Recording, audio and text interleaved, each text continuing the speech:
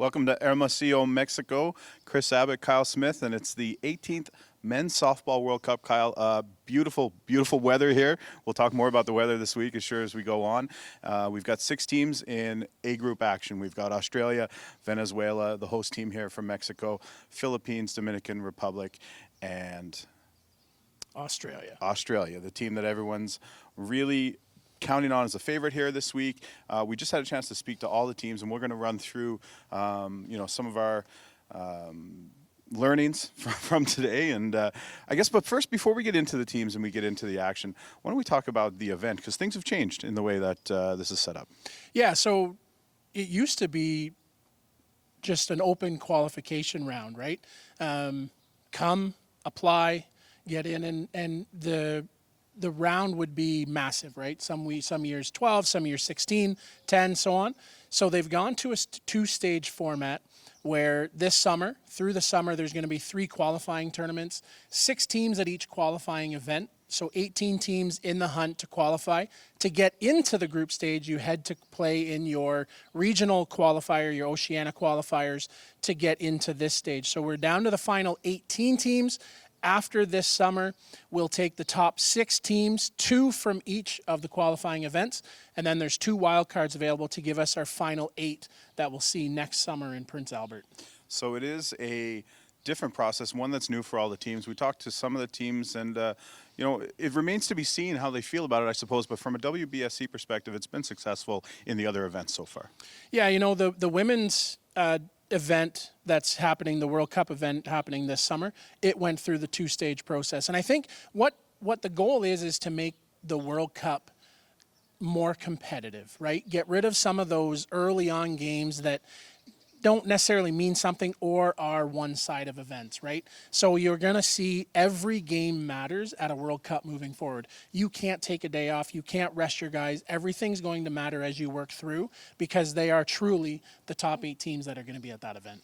And we talked to the number 1 ranked team here, the defending champions from Australia. We chatted with James Todhunter, the team captain, earlier, and we talked about this short format and how you don't have a chance to have a bad game or what have you, but they've legitimately got an ace up their sleeve with Jack Besgrove. Yeah, I mean, Jack Besgrove, in terms of softball, what he's done in the last, I think we're coming up 2 years now. I mean, there isn't anybody in my recent memory that has done what he's done, winning club tournaments, winning multiple WBSC events, right? I mean, as a young 18, 19-year-old comes in and gets Australia to the World Cup final and beats Canada down in New Zealand, turns around, goes to the U23, dominates at the U23, gets Australia a win there. Missed being eligible for the U18 tournament by a month. Could you imagine him coming to U18 event last November here in Mexico?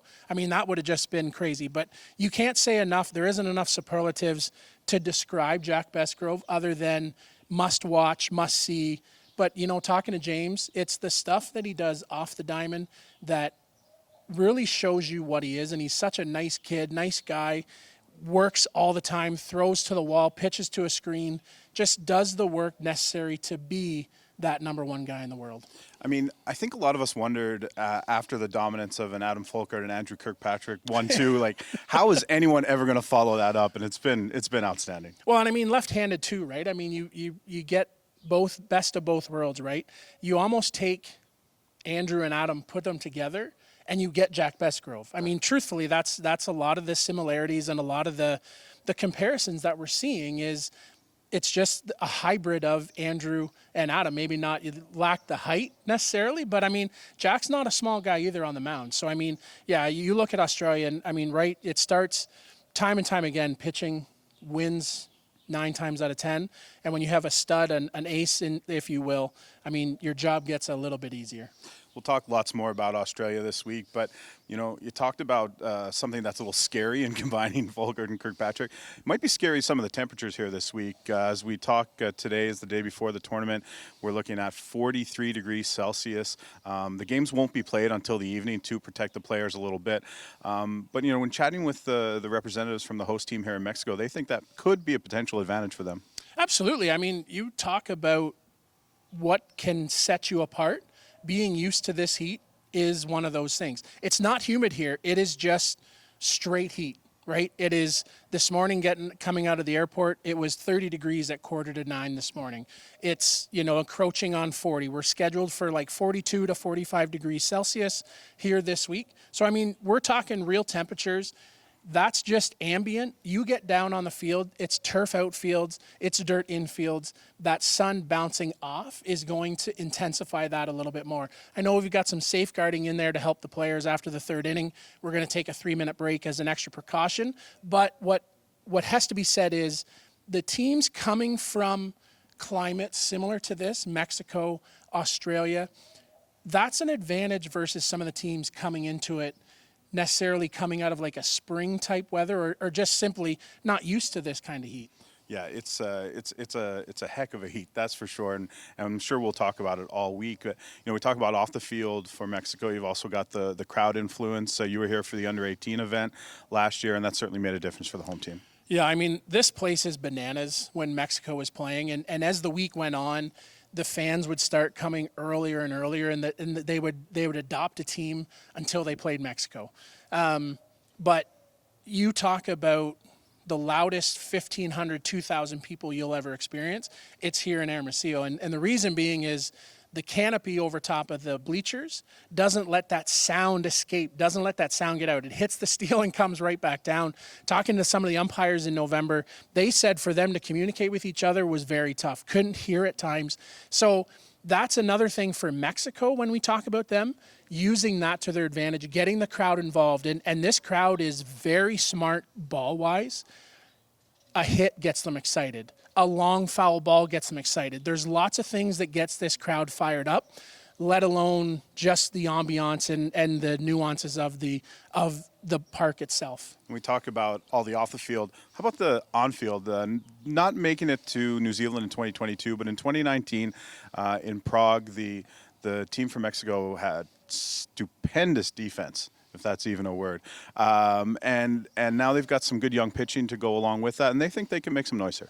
Yeah, absolutely. I mean, Mexico's right in the thick of things. When you look at these different groups between A, B, and C, I would say this could be labeled as, we hear about in soccer, the group of death. To me, this is similar to that. I mean, there are teams, 6 deep, 5 deep, if you will, that truthfully at the end of the week could punch a ticket to Prince Albert next year. So there's so much on the line. You talked about it earlier. You can't take a day off. You can't take a game off because of how much these games mean. So it's so fun to see, but Mexico is just, they're gradually improving. They've had success at U23, success at U18. There's some U18 and U23 guys on here, and talking to the team captain, they're going to be contributors here this week. So they're not just on the team for experience. They're here to push the guys and earn a spot on this team, and they're going to fit into the equation at some point. David Diaz is a guy with a glove, a wizard with a glove. Christian Delville, Para with a changeup that is just mind-boggling. I mean, he is young as they come. But those 3 guys from the U18 team coming in, they can fill in and play this game at a high level. Yeah, the word was it doesn't matter their age, they're ready to step in and play, and we'll see how the host team does. Top 2 teams advance to Prince Albert next summer for the final round. 2 other teams that are really going to make a run at that here, at least we think, Czechia and Venezuela. We'll start with Czechia, a team that we feel like's been knocking on the door for a number of years, although their best finish is way back in 2000. And it seems like when it comes to this event, they haven't quite been able to get over the hump. Will we see something from them this week? I truly think that they are a team, to me, that has every capability to come in and shut the door defensively because of the pitching that they have.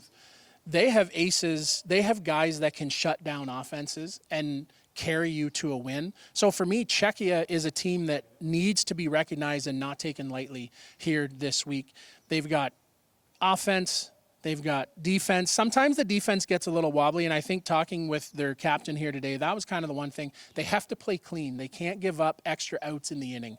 That's one thing they have to work on. The big thing sometimes is they get ahead of themselves on the coaching side and maybe overthink a few things, so they have to stay out of their own way and let the game come to them, and don't overthink the situation. Just go with your gut, let it play out, and go with the hot hand. And that's going to be something that every team is going to have to do in such a short event. You talk about a team with really good pitching, short event is good for them. You talk about a team with a little bit of an older roster, an experienced roster, and we're talking about Venezuela. A short event could be good for them here too. A team that has no trouble generally putting some offense on the board, and they're here, and they're not just here to be an also-ran this week. No, absolutely. I mean, they're a team in past years that offensively has never been a problem, right? It's sometimes keeping the other team's offense at bay. Years ago in 2015, we saw Ramon Jones and Eric Urbaneja come out and really throw a wrench into the plans for some teams. But they're, I would say probably as you look at their roster, they're the most veteran team here this week. And I think veteran leadership is going to speak volumes here this week, especially in the short event, right? We're starting Wednesday, we end Sunday. It's only a 5-day event where it's a short sprint. You know, one game tomorrow, then you got a day with 2 games, but it's all hands on deck. And for me, veteran leadership starts behind the plate with Rafa Flores. He's the guy that sets the table. He's the guy that sets momentum, and he's playing for a little bit extra this week as he kind of leaded us to believe that this may be one of those last times at a WBSC event. Father Time is undefeated, and I mean he's been around almost as long as Father Time. Actually, this will be his 7th event, so you know you keep an eye on them, and he's ever so important. Just calling a game behind the plate or wherever he is on the field or as a designated player. I mean he's just that imposing presence.